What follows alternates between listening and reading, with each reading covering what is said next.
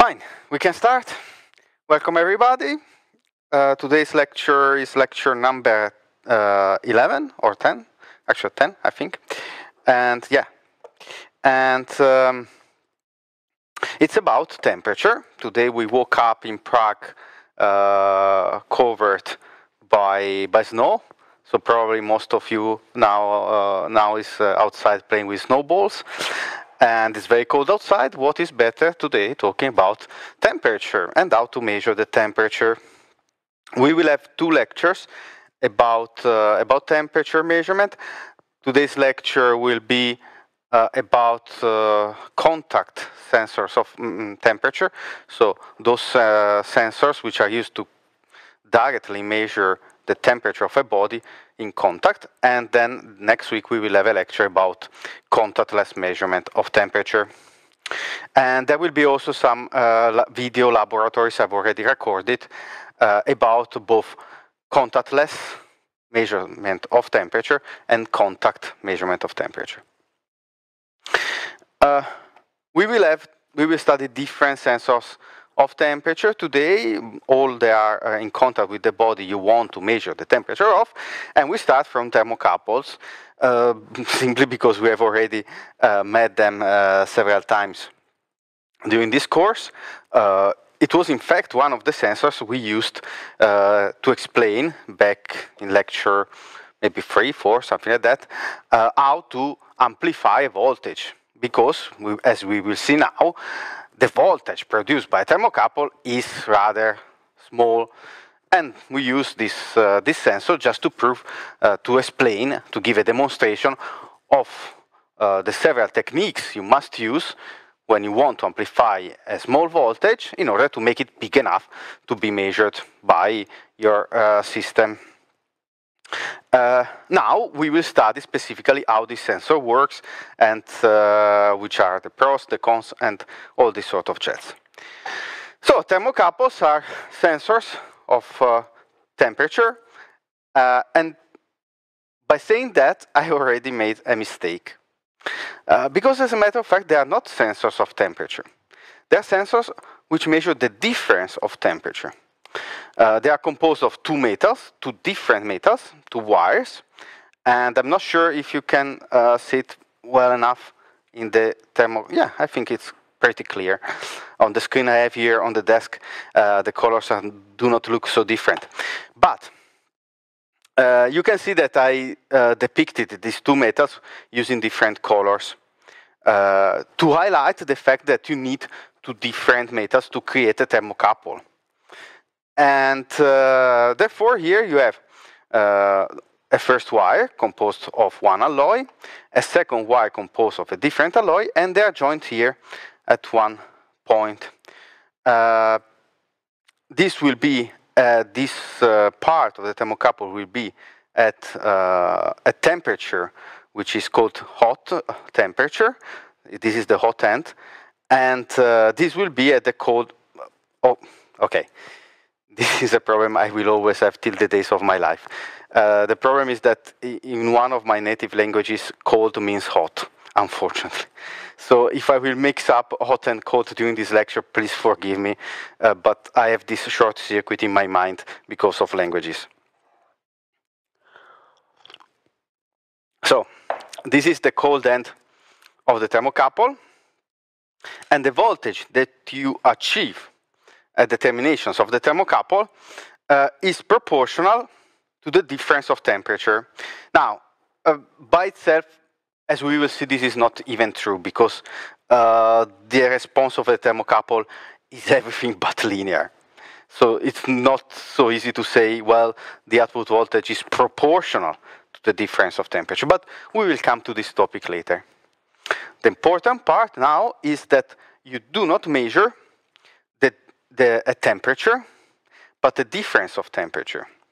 And another important misleading thing I always hear from some students, there are some students believing that in a thermocouple you have one wire which is hot and the other which is cold. So they think that, for instance, this upper wire here, the gray one, is hot, and the other wire is cold. No. So when you have a thermocouple, now let me use different colors. If I still have some chalks here, let's say that you have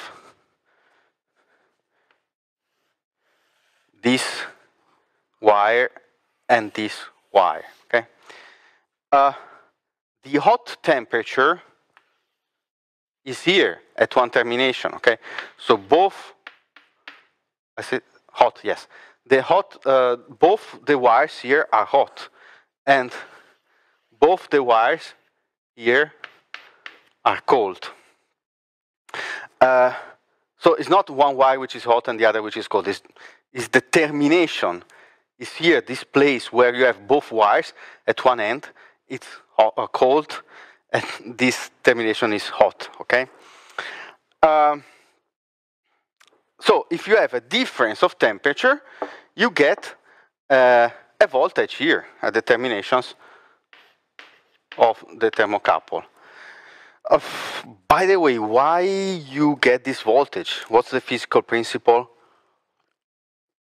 behind the fact that if you have a difference of temperature, you get a voltage? Just imagine to have this wire. It's composed of a metal. So you have electrons here, which are free to go around. And let's draw some electrons.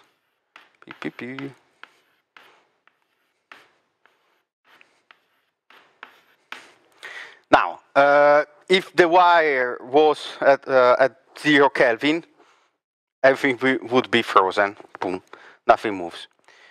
The larger is the temperature, the larger is the movement of these electrons, right? The higher is the temperature, the larger is the agitation of these electrons. Now imagine that you have here 100 degrees and here 20 degrees. Now here you are, again, forgive my not very precise language, but here you're shaking the electrons more, okay? So you give them more energy, they will vibrate more, and therefore they will have the tendency to move here. So they will spread apart, again, forgive my language. They will spread apart, and they will have the tendency to, again, and also forgive my poor drawing skills, you will have more charges here than here, because now they are they have the tendency to be spread apart by the fact that you give more temperature, so they vibrate more and therefore they spread around, and you have larger concentration of electrons here than here, okay? So as a matter of fact, here you will have a voltage, right? You will have a voltage because you don't have an equilibrium of charges density along the metal. Fine. So if you have two wires of the same metal and they are exposed both here at 100 degrees and here at 20 degrees, they will have both the same voltage, okay? Same metal, same voltage. And therefore, if you join them here, the total voltage will be 0, okay? So they both will have less electron here than here, less electron here than here, and if you join them, you make a series, you get 0 volts if they are the same metal. But if you change metal, then what happens? Here you will have one voltage, V prime, here a second voltage, V double prime, because here you will have a difference concentration of electron. Now forgive me if I draw them without the sign, than here, okay? For instance, if if the same temperature pushes to the right less electron here than here, then these two voltages will be different, and therefore that now you get a difference of voltage which is not zero anymore. So you have two wires, both of them have a voltage caused by the fact that you give some energy and moves the electrons to the right, but these two voltages will be the same, will not be the same anymore, because they have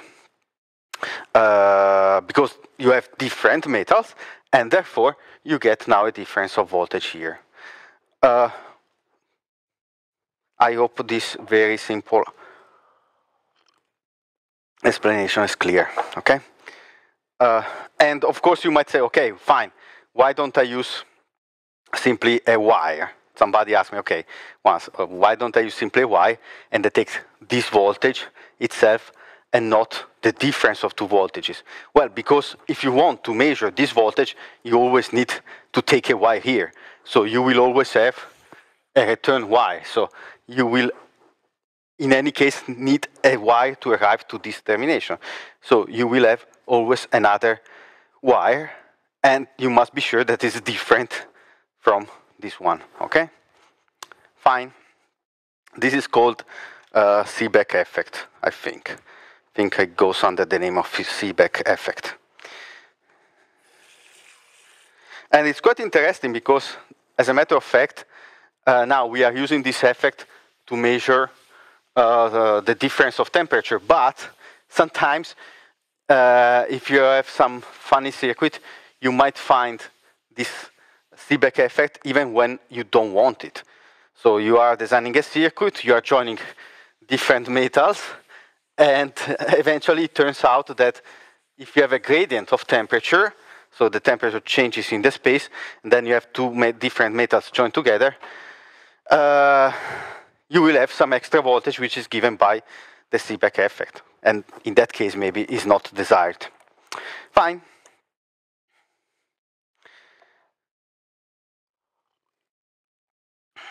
It must be very clear that the voltage is not created by the fact that you warm up the hot end. This is something that I heard sometimes.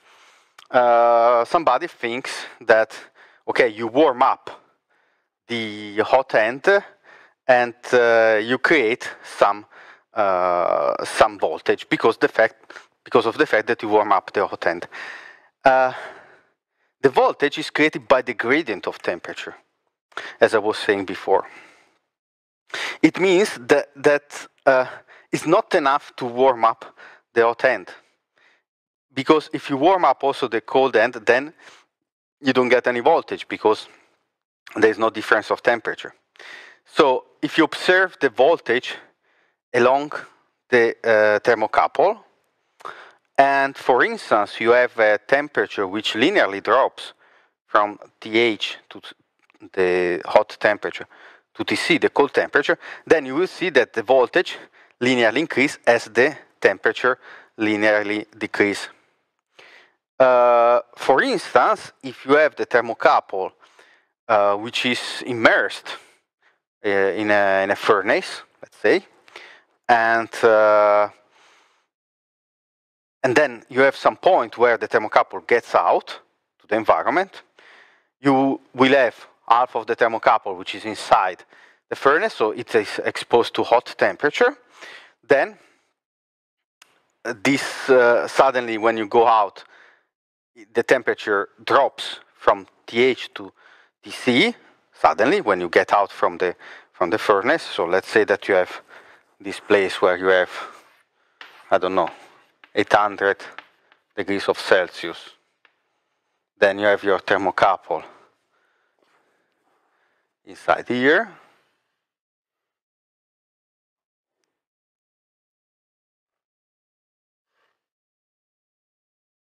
Now all this part will be exposed to 800 Celsius. Then there will be a transition to the environment, and then you have this part which is exposed to 20 degrees, okay?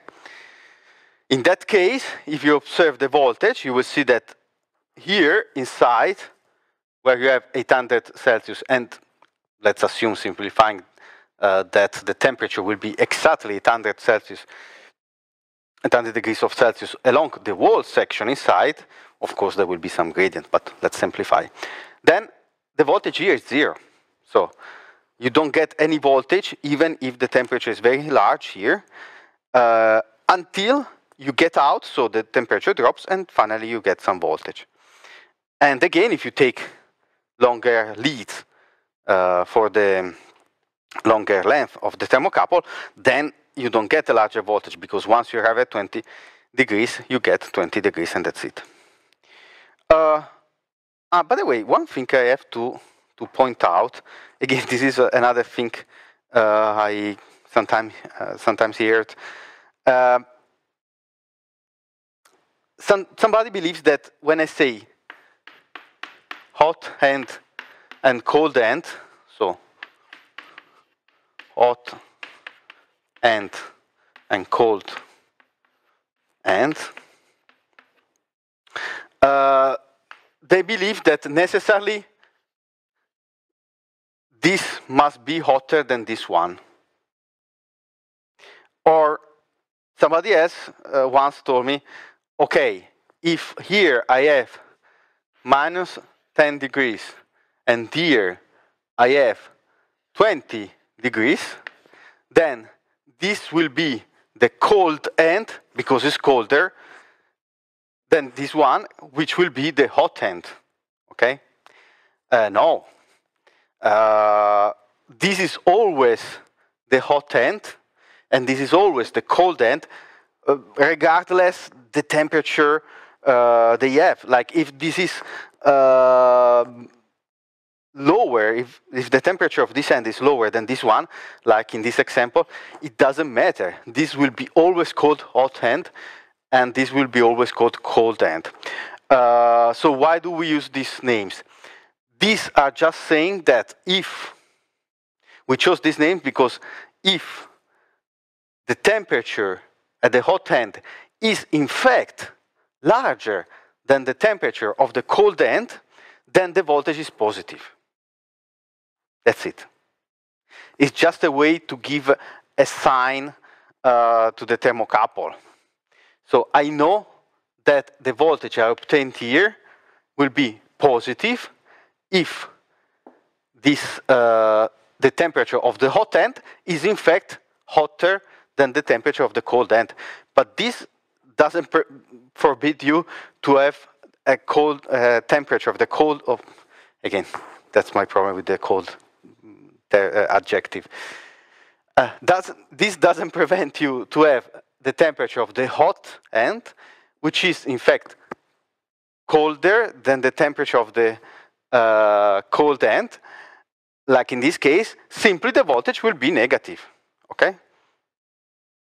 So, and in fact, this is the reason why you must be careful when you have a thermocouple. Typically, they are connected on some terminals where you have one terminal is minus, one terminal is plus.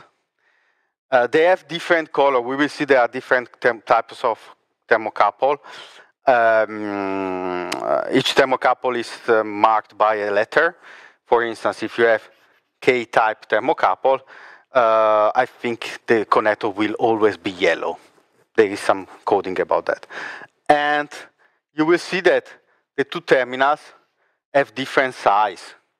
So if you take one of them, they will write plus and minus on the case, but they always have also different size for the connector. So you are sure that you are not mixing them together. You are not flipping the polarity. Sorry, because it doesn't go inside. Okay, so there is no way to connect it if you flip the polarity, and that's why. And that's because then in this way we are sure about the polarity of the voltage, which tells you that this is the hot end and this is the cold end. Fine. Meanwhile, I don't see anybody asking the link on YouTube,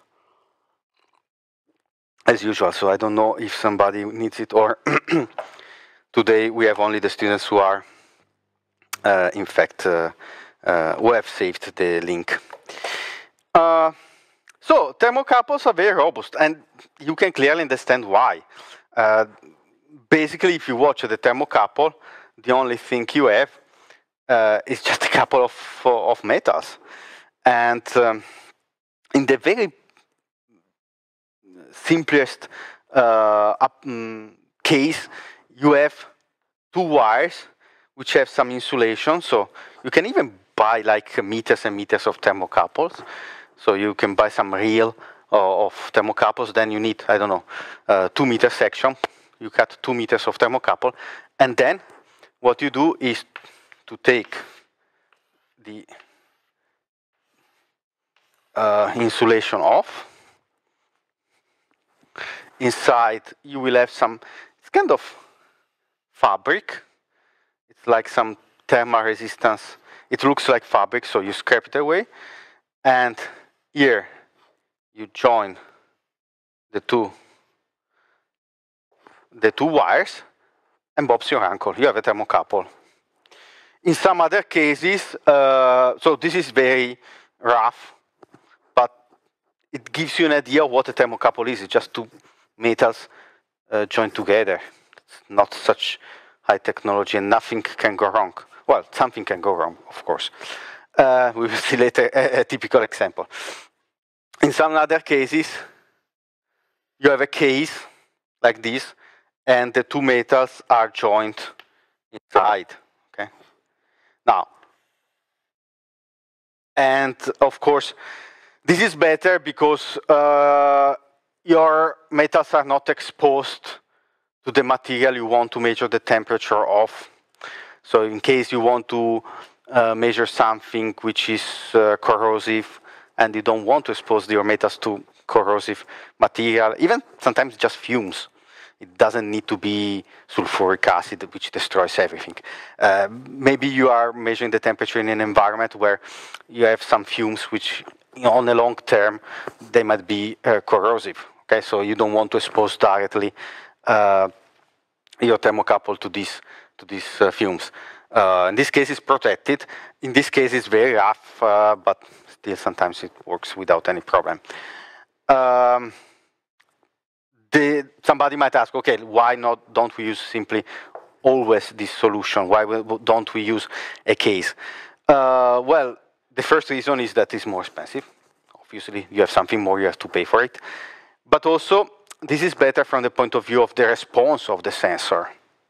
Why? Because basically here you don't have much thermal mass you have to warm up.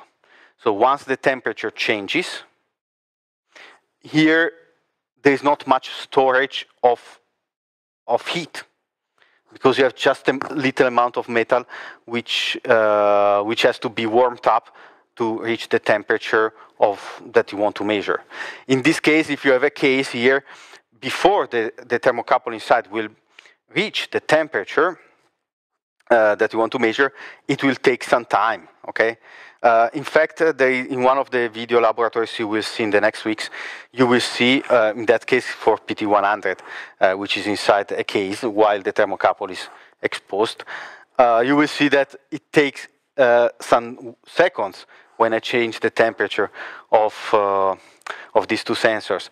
For the sensor in the casing to change the reading, to change the temperature which is measured by the sensor, whereas for the thermocouple it's in fact almost instantaneous. Okay. So as I said, let me drink my tea. As I said, thermocouples are very robust, and as I said, the reason is very simple, because there is almost nothing which can go wrong. You simply have two metals joined together, and that's it.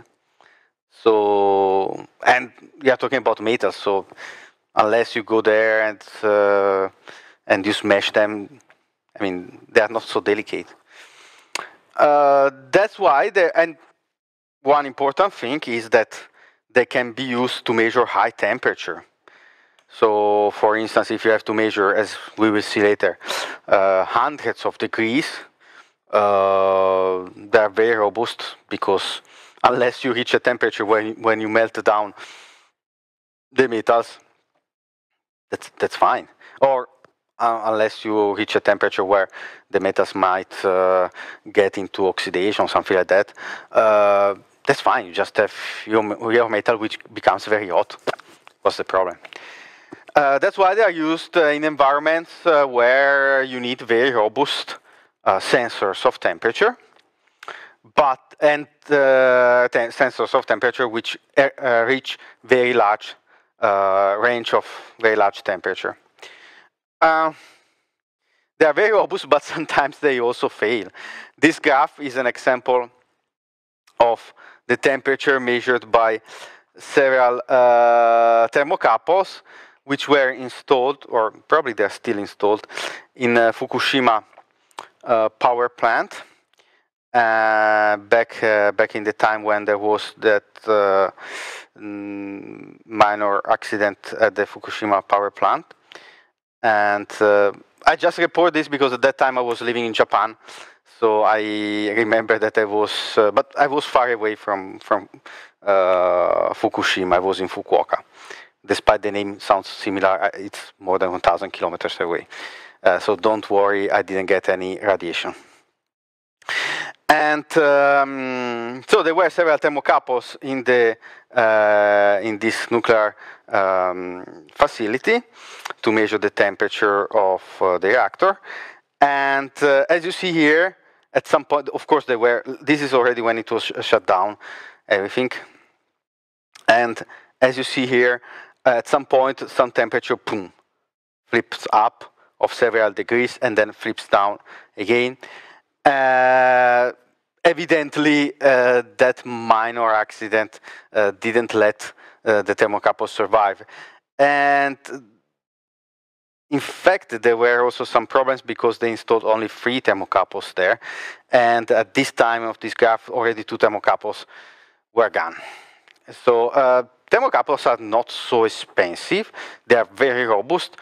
But if you expose them to such events, sometimes they also fail.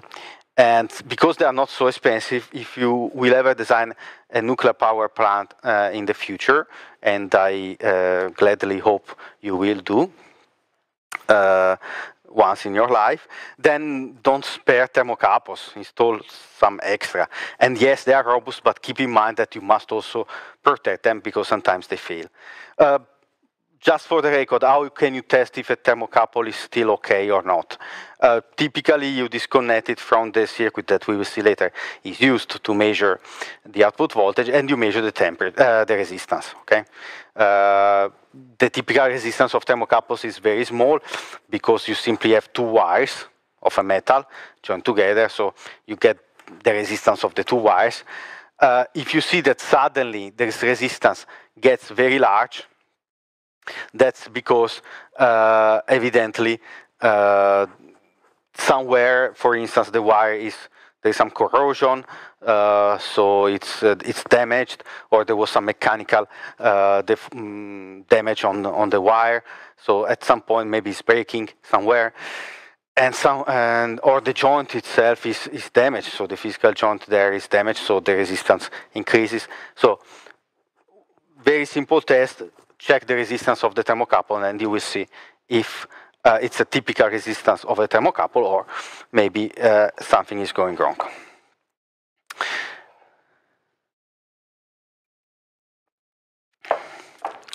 Now, there is one problem. These sensors are very nice. We saw that they are robust. They can measure very high temperature. Well, there are several problems. We will see later the others. First problem is that, as I told you at the beginning of this lecture, they don't measure the temperature. They measure the difference of temperature. But what you typically want is not the difference of temperature. If you want to measure the 800 degrees inside the furnace, what you want is to know that inside the furnace is there is a temperature of 800 degrees of Celsius. So you don't care if it's what's the difference here between the cold end of the thermocouple and the hot end of the thermocouple. At the end of the day, you want to know that inside the furnace you have 800 degrees. So we must always perform the compensation of the cold end temperature, which means that at the end we want a voltage, or a signal, generally speaking, which is proportional not to the difference of temperature, but proportional to the hot end. Now, one solution is to take a cup, you put some ice with water inside, you put the cold end, and you know that the cold end of the thermocouple will be at 0 degrees, because physically you put the cold end in the ice, so you know that it's 0 degrees. But evidently this is not something you can do on a long term, so if you want to design something where you cannot replace the ice every time you need to make a measurement, definitely this is not a feasible solution. So what you can do, very simple, you can take for instance, if you have different thermocouples, because, for instance, typically you have a system where you need to measure the temperature in several points of your system, and eventually you want to know the temperature on different points. So out of your measurement system, you get all these cold ends of the thermocouples.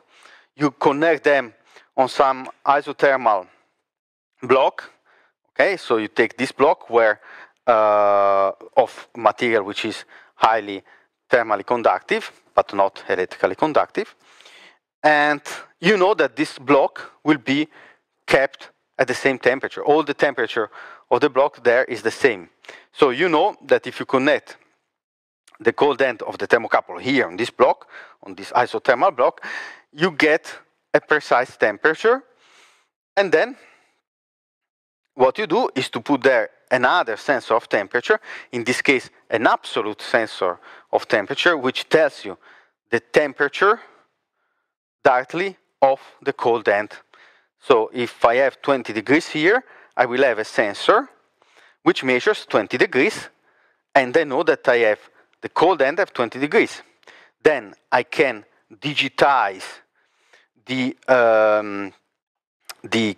voltage of the thermocouples, of all the thermocouples, plus the response of the sensor of temperature.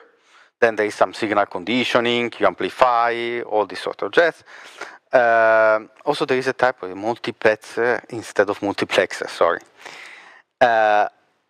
Typically you want to measure these values not so fast.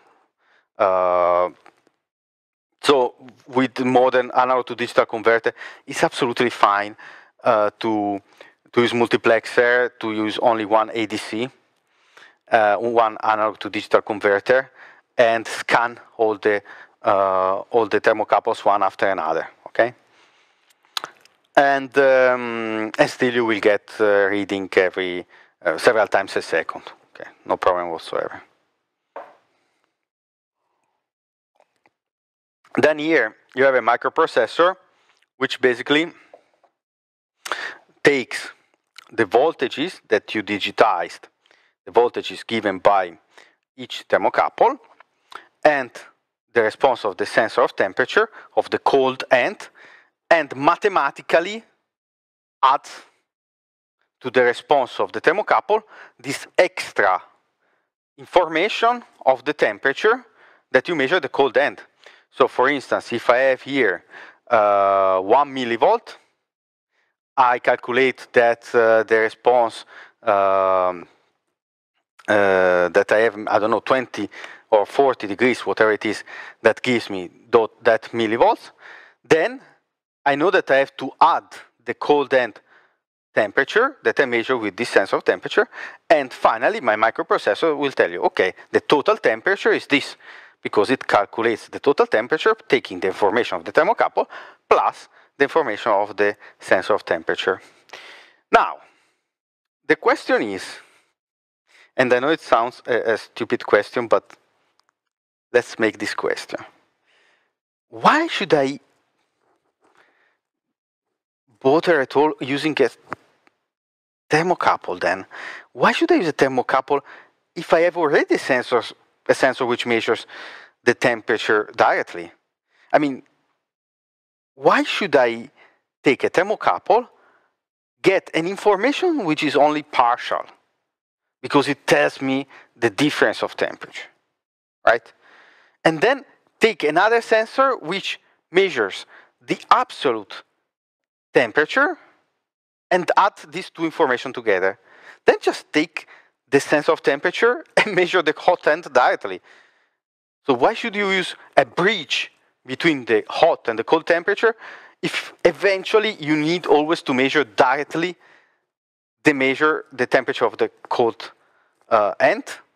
Then just keep it all the thermocouple and put your sensor in the hot end and measure directly the temperature of the hot end.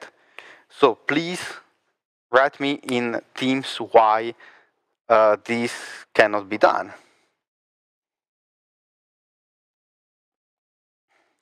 I know there is some delay. By the way, if you want to use Teams, and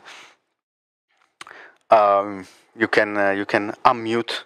I can hear your voice, and you can even answer if by voice if it takes too long to type your answer. Very simple answer. Let's see if somebody makes me happy today.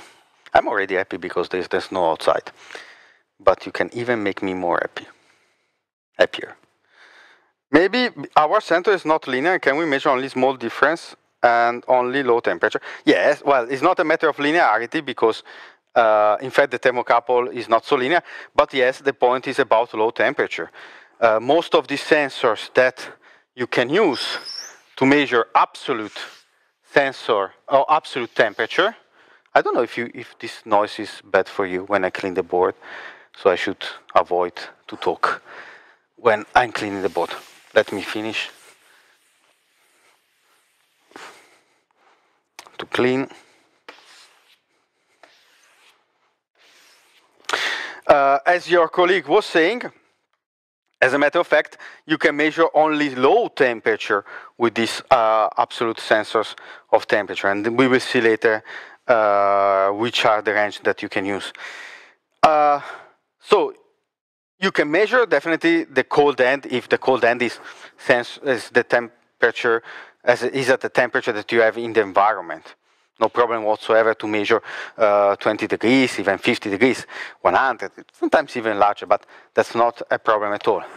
The problem comes when you want to measure several hundreds of degrees. Then you cannot expose this absolute sensor of temperature to this high temperature, so you need a bridge which tells you the difference between that very hot temperature in a prohibitive place where you cannot go there with your absolute sensor of temperature, a bridge which gives you the information between the difference of temperature of the hot and the cold end, and then you use your absolute sensor of temperature here at the cold end. So this was a very simple and brutal method to make compensation of the cold end. Simply measure the temperature of the cold end and add the two values numerically. Nothing special. The only thing about this, just please keep in mind that there could be a gradient on the cold end. So you really need some material here where which is not electrically conductive but thermally conductive, because you want to measure the temperature of the cold end at the same temperature where you get the terminals of the thermocouple. So you need this block to be at the same temperature, and typically you need also some mass. So if the temperature changes, there is some thermal inertia, so it will not be exposed to a sudden change of temperature, which might give a bigger gradient on the cold end. Okay. Now another method is to use a compensation box. Sometimes it's called electronic ice. and you basically connect it to the thermocouple. And here, so you have the hot end here, the cold end here, and your thermocouple ends here. So this is the voltage produced by the thermocouple proportional to the difference of temperature. But then you get out from here with two wires, which probably, I don't know if you can see very well here. Yes. So these two wires are orange to signify that they are different material. They are both, for instance, copper wires. So the thermocouple effect ends here at this point. The purpose of this compensation box is to add to VT, the voltage of the thermocouple, an extra voltage so that the final voltage that I find here at the output of the compensation box will be proportional only to TH, the temperature of the hot end. So, how can we add this extra voltage? This is an example of how a compensation box works. As usual, we have our bridge. This is the input. So here you have the voltage of the thermocouple. Now forget for a moment the fact that you have a bridge and watch only at the Kirchhoff law at this net to check the value of the voltages. So the output here, V0, is given by Vt, the voltage of the thermocouple, plus VBR, which is the voltage output of the bridge. Okay? You see that one terminal of the compensation box is connected directly to the thermocouple. Then you have between the second terminal of the thermocouple and the second terminal of the output of the compensation box, you have only these 2 points which are giving you the voltage output of the bridge. Okay, so V0 here is equal, if you follow this net, to Vt, the voltage of the thermocouple, plus VBR, okay? And you get back to V0. So V0 is the sum of these two voltages. Vt is, as we know, K, a constant, proportional times the difference of temperature, plus we must add a voltage which is proportional to Tc, so that if these two constants are the same, we get rid of Tc and we are left with kTh. Okay? So we have to design this bridge in such a way that as the temperature changes inside this block, so imagine that this whole compensation box will have that temperature of Tc. Okay, so again, also in this case, we must be sure that the whole block will have the same temperature that you have here at the end of the thermocouple. So, you will have a voltage supply, of course, and you have a bridge where one of the elements depends on the temperature.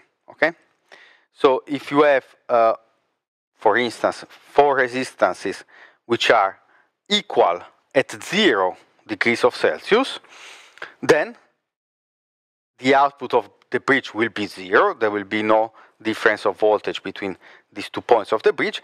Therefore, I don't add any voltage. But that's exactly what we want. Because if Tc here is 0, well, the voltage from the thermocouple is already referred to 0 degrees. So we don't have to add any voltage.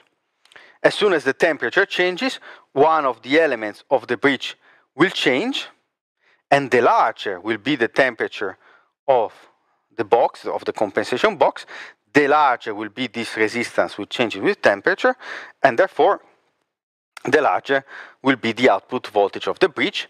So the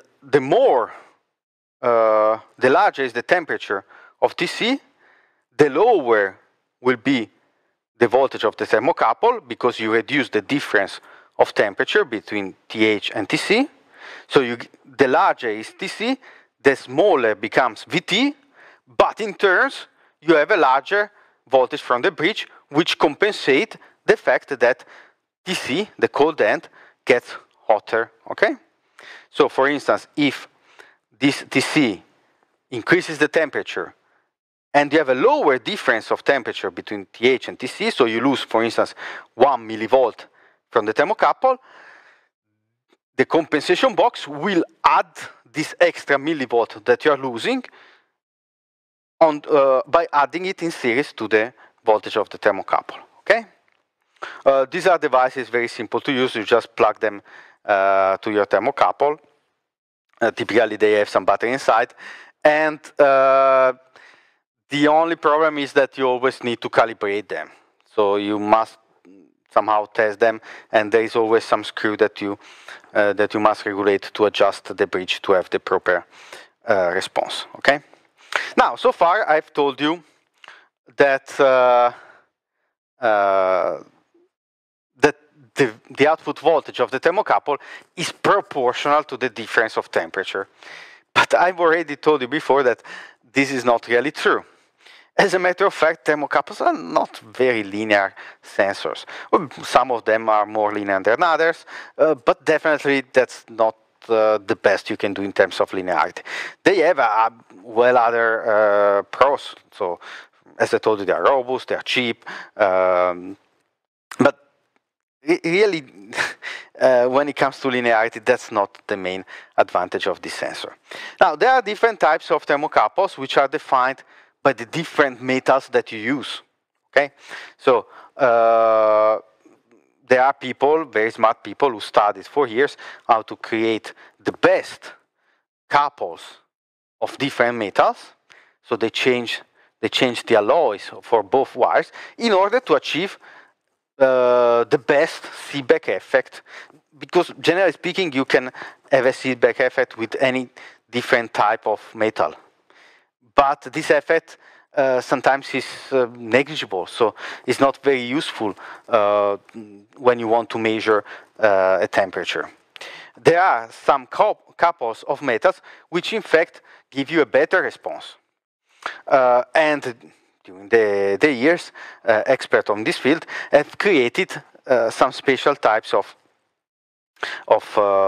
thermocouples. For instance, very famous one is the K-type thermocouple. It's composed by chromel and alumel, where chromel is an alloy composed of 90% of nickel and 10% chromium, and alumel is another alloy composed of 95% nickel, 2% manganese, and 2% aluminium. Here you can see from the catalog of one of the biggest producers of sensors, Omega, the responses of these thermocouples. You have the K-type, which is this one, and then you have R, S, J, E, and you can already see that they have different clearly response, different sensitivity. So in this case, R and S thermocouples for the same difference of temperature. Here they say difference of temperature, but they say temperature, but it's difference of temperature. So R and S, they have a response that for the same difference of temperature give you much less voltage than the K-type, for instance. But there are other other thermocouples which give you even larger voltage, for instance, the E-type. Probably you can see that not only you have a different response, but there is also different linearity. But I believe it's not so clear to be seen here in this graph, because here you can see only the response, so how many millivolts you obtain versus the difference of temperature. What we can do is to draw the sensitivity. When I say sensitivity, means the slope of this, sorry, the slope of this curve. So, let me drink. So here they are kind enough to give us the Seebeck coefficient. So, how many microvolts per Celsius or per Kelvin? By the way, I don't know if I already mentioned this thing, but for some reason people get confused when they see microvolts per Celsius and microvolt per Kelvin. And in this case, for instance, a K-type thermocouples has about 41 microvolts per Kelvin or 41 microvolts per Celsius. They're absolutely the same. So sometimes I see the student when they see that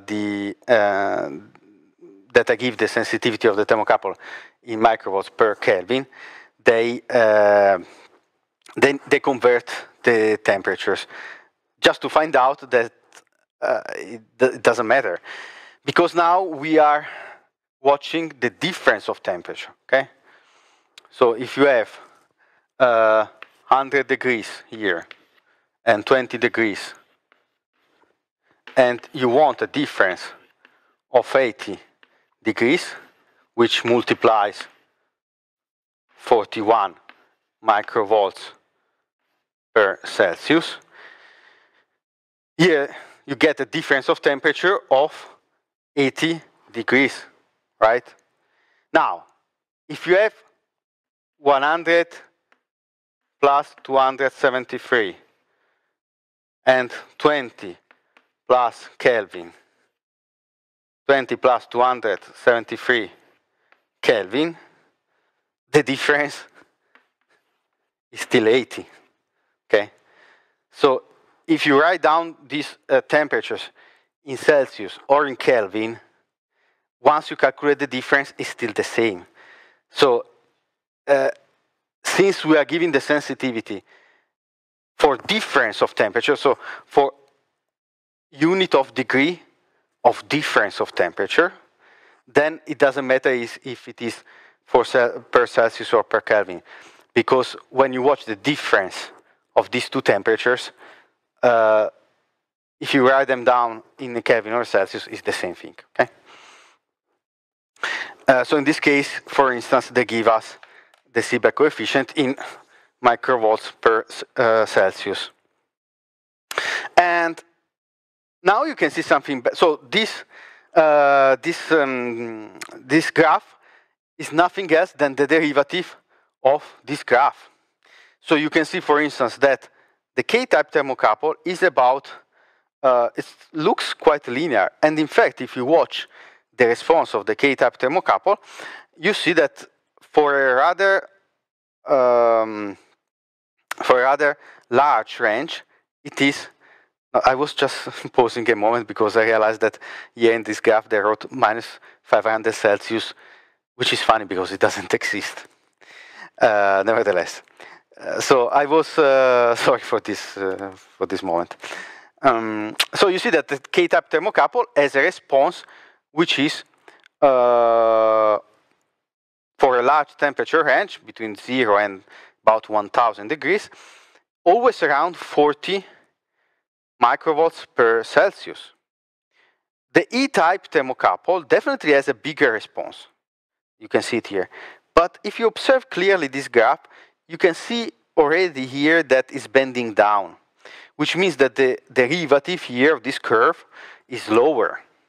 And in fact, if you watch it here you see that you have less response because the derivative is lower, okay? Of course, then it all comes down to what you want in your project. Do you want large linearity? And you are fine working with this temperature range between 0 and 1000 degrees? Then use a K-type thermocouple. Typical choice, no problem. Do you mind having larger response because you really need larger voltage and and you don't care much about linearity, well, then use E-type thermocouple. Then the problem would be, okay, then why would I use R and S thermocouple at all? Well, because, of course, they are not linear in their response. And they have a small response, so not only is non-linear, but is also low, but they have the advantage that they can arrive at larger temperature range, okay, so well over 1,500 degrees of Celsius. Now, linearity is really a problem for these sensors. Well, there are several ways to deal with that. You can,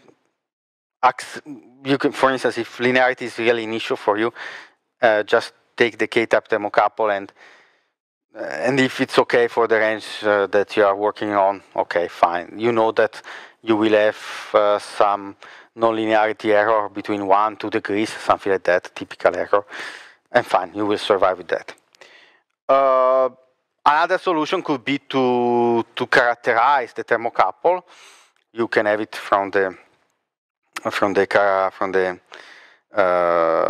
you can have the response of the thermocouple from the datasheet of the manufacturer, and then you have a table where you can go down and recalculate numerically which is the temperature. Another option is to model the response of the thermocouple using a polynomial dependence of the voltage versus the temperature. Okay, instead of using simply a constant, you model with some higher order polynomial the response of the so this response of the thermocouple, and then you recalculate. Of course, you need more computational power, but okay, nowadays it's not such a big deal if you think about that. Now computational power is so cheap. As I said, the thermocouple has some resistance simply because you have two metals joined together, and you have a resistance. You cannot have metals without resistance. Okay, so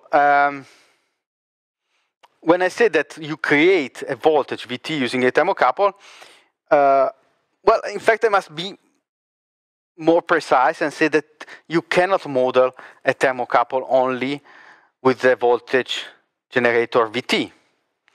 If you want a more precise model of your thermocouple, you need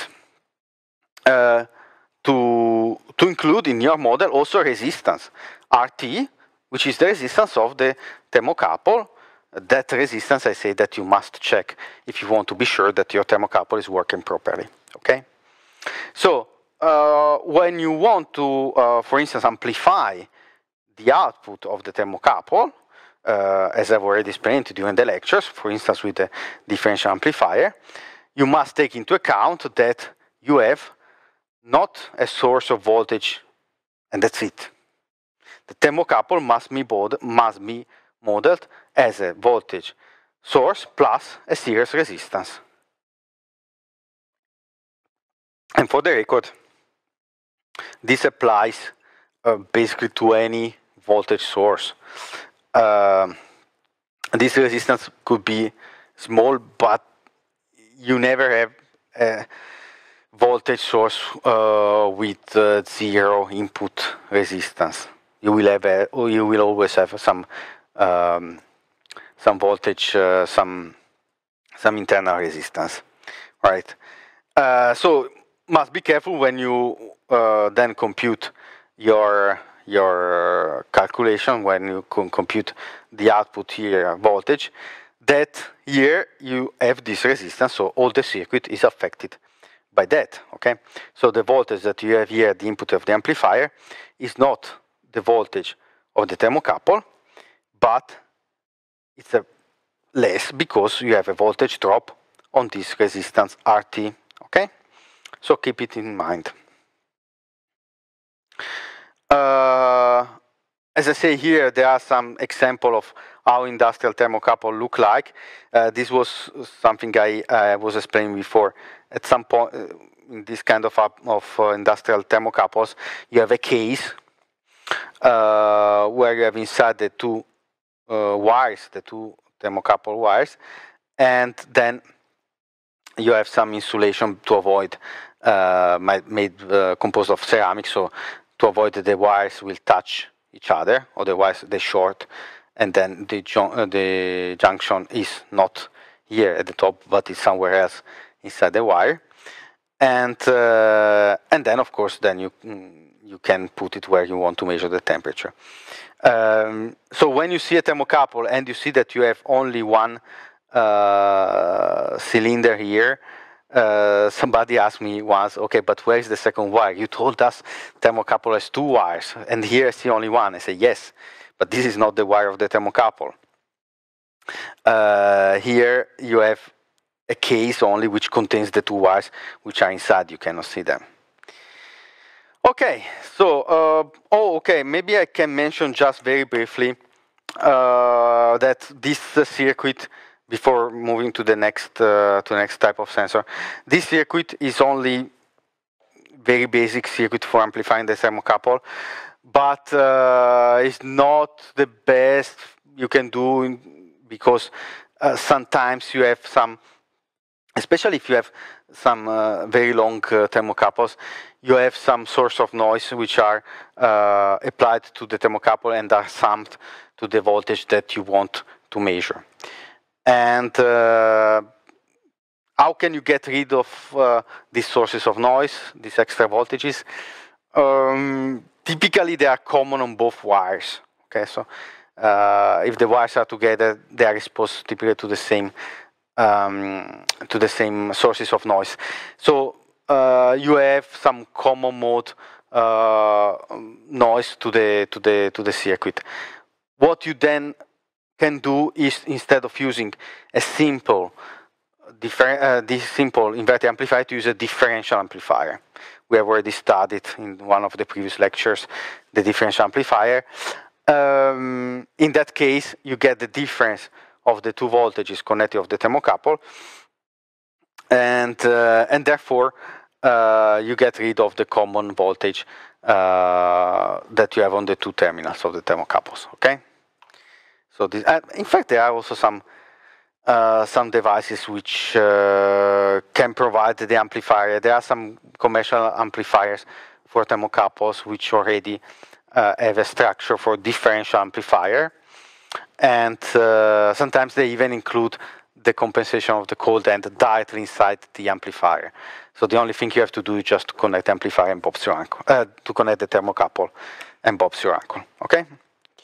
Fine. I think it's pretty much everything for thermocouples. Now, let's move to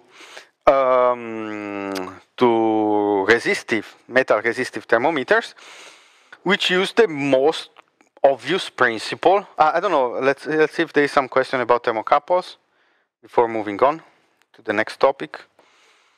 Let's see. So we also have a few minutes break, and I finish my tea. Please let me know if there is some question about thermocouple.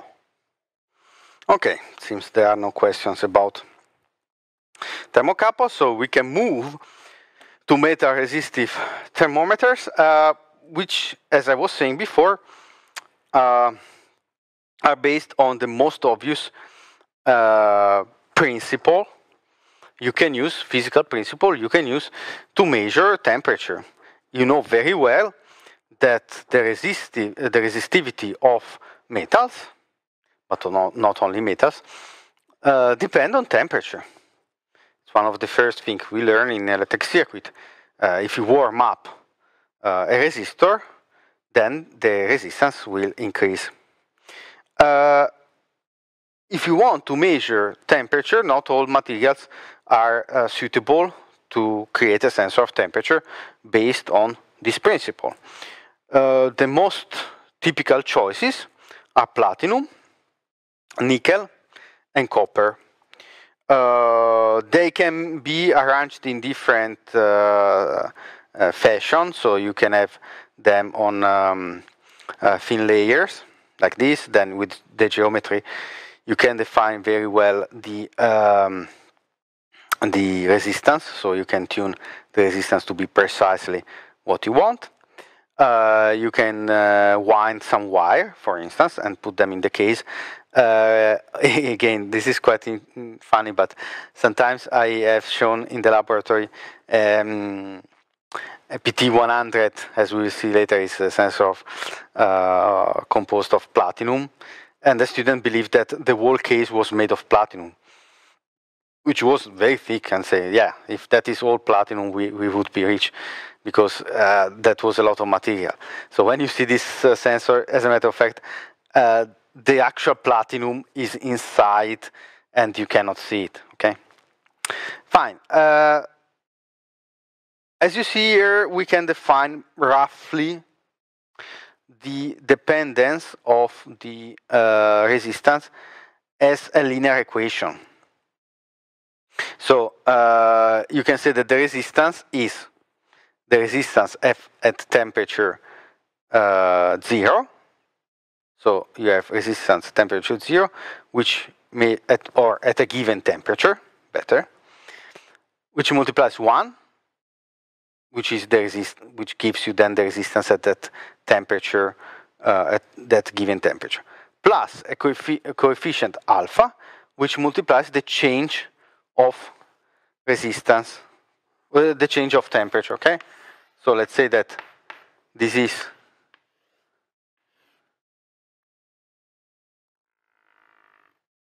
here is your temperature.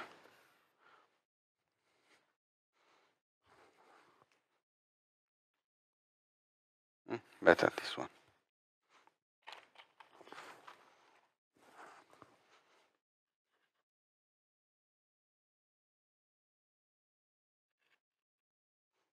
So this is the resistance R0 at the temperature T0.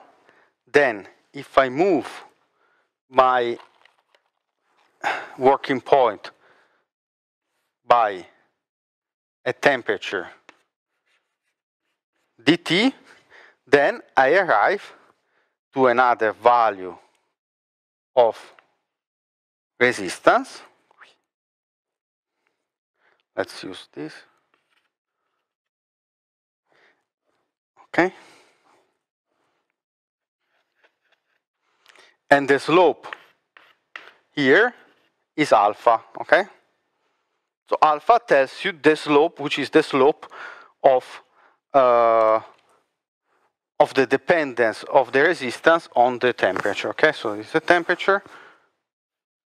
Here is the resistance. So I start here, I consider this resistance to be 1, and here I say in proportion how it increases with the temperature.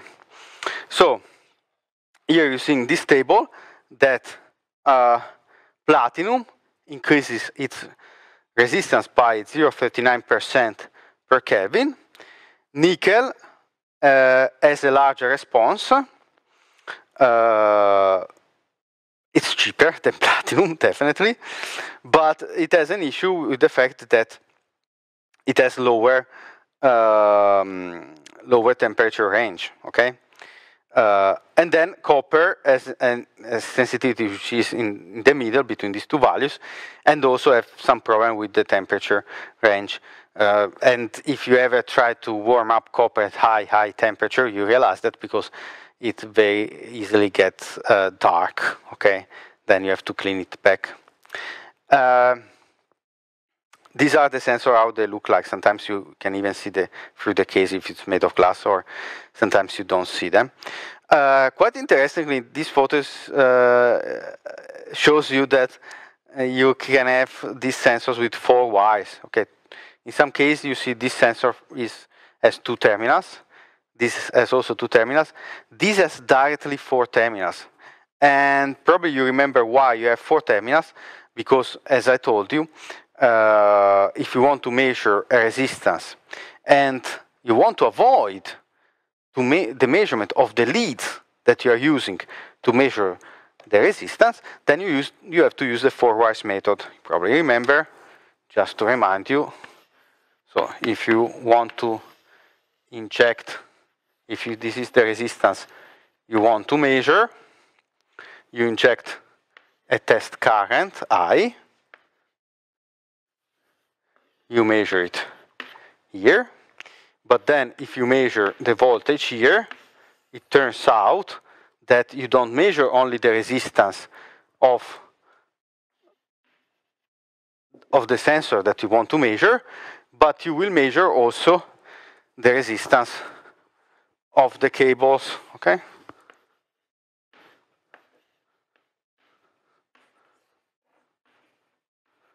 Fine. So, as I explained to you, in this case you use the 4 wire method, where you basically connect the voltmeter with 2 extra cables here, and you take the voltage directly on the resistance. And as I told you, these resistances do not give any extra voltage to the measured by the voltmeter. They don't give any contribution to the voltage measured by the voltmeter, because here the current is almost 0, therefore there is no voltage drop on these resistors. Now, this is done typically when you have low resistance. If you want to measure 1 ohm and your cables have a resistance of 0.1 ohm, better use the 4 wire method, because then the resistance of the cables become 20% of the resistance that you want to measure. But nothing prevents you to use this method even if you want to measure 100 ohms. If this extra resistance of the cable will introduce an error which is not negligible. So if you want to measure the resistance very precisely, you better use the 4 wires method also for measurement of this resistance. And the manufacturers of these devices know about that, know that you want to use the 4 wires method, therefore they directly add you these 4 terminals in the sensor. Now, one of the most commonly used sensor of temperature based on resistive effect is the PT100. PT stands for platinum, clearly, and 100 is called PT100. In fact, it's really a common name. PT100 in English, if you go to some shops here in Prague and you want to buy that, you have to say PT Stovka, okay? It's a common nickname for this kind of sensor. And it's called PT100 because the resistance is 100 ohms at 0 degrees of Celsius, okay? So they manufacture this sensor so that at 0 degrees you know that the resistance is 100 ohms. So for instance here, if you measure some room temperature, you will have something about under 6, under 7 ohms, something like that. Now, think about having 2 wires of 0.1 ohm resistance each. Well, they will add 0.2 ohms here. It's not much, but if you really care about having a precise measurement, maybe those 0.2 ohms cannot be neglected. So then use 4 wire method.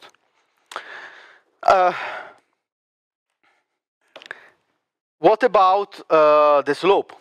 Well, the slope, the resistance follows this law, which shows you that it's not really linear, as we promised before. If you watch before here, I wrote down this equation, but this equation is just a first order approximation. In reality, if you want to go down, if you want to check better the dependence of the resistance on the temperature, you find out that it's not linear. There is, of course, the first term A, which multiplies here the temperature, and it's 3.91, 10 to the minus 3. Yeah, here there's, oops, I think the screen disappeared, so I think I have to press down this button here. Let's see if it appears again. Yes, it should be back on. Sorry for the interruption. So you have the first order here. Now this is 10 to the minus 3, so here there should be 10 to the minus 3, not 10 minus 3. And here 10 to the minus 7, okay? So here there is some bad formatting of the characters, so it should be times 10 to the minus 3, and here times 10 to the minus 7, sorry. So here you have a first term, which is A times the temperature, and as you see here, it's 3.91, 10 to the minus 3, per Kelvin to the, times Kelvin to the minus 1.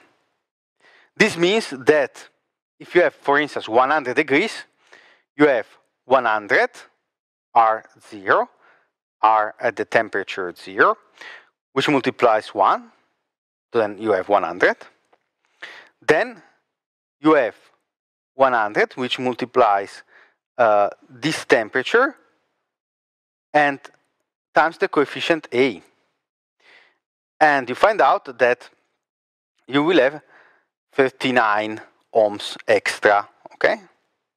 So if you add only this linear term, once you make your calculations, you find out that you have about 139 ohms at 100 degrees of Celsius.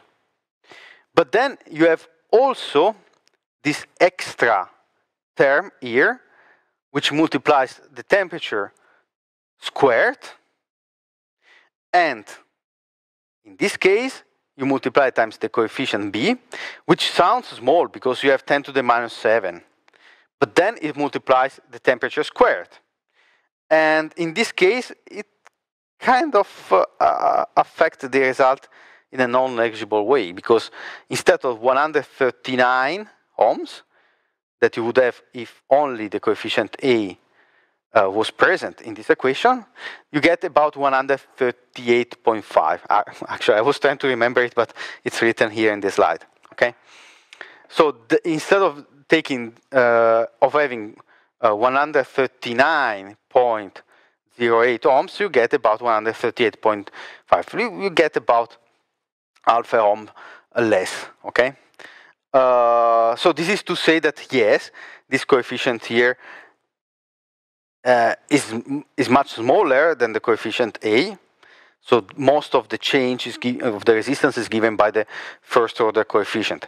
But don't forget that you have also the second term here, B, and it's not negligible.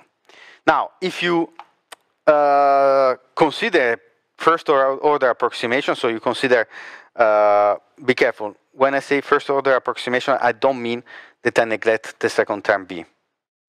I consider a linear function between the actual value of the resistance at 100 degrees, which is 138.5 ohms. So that value, which is calculated taking into account also the second order term of the equation, the actual value of the resistance at 0, which is 100 ohms, then you draw a straight line, and you find out that the actual resistance will follow this nonlinear dependence above the straight line that you just draw. By the way, there are different standards. This is the European standard. In Great Britain, USA, Japan, and Russia, they kind of use slightly different values. So instead of 138.5 ohms at 100 degrees, they had 139.1, but that's different standard. Just check when you buy the sensor what type of standard they are following.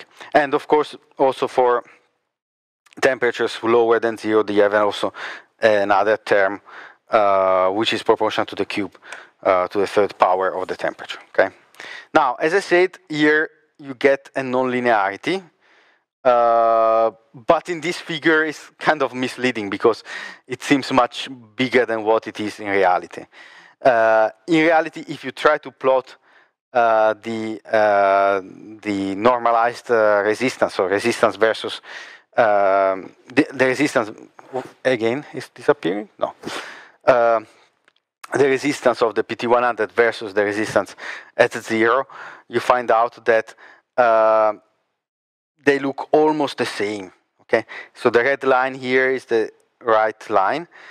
The red line is the straight dependence, and then the blue line is the actual one. Okay, that you see here is larger, but here is overemphasized. If you watch here, you see that they look almost the same, and you have really to make a zoom around this this central part of the dependence to see the difference. Okay, so if you watch, the actual nonlinearity follows this curve. It's bigger here in the center, and that's also actually the reason why we use this approximation. So we could have used, if you use only the first slope, the first order approximation, sorry, the first term of this equation, then you would have a slope which follows the derivative in 0 of this function, and then you would have a nonlinear error which increases and becomes the maximum at 100 degrees.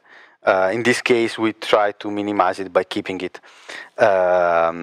maximum in the middle. Okay, fine. There are also other type of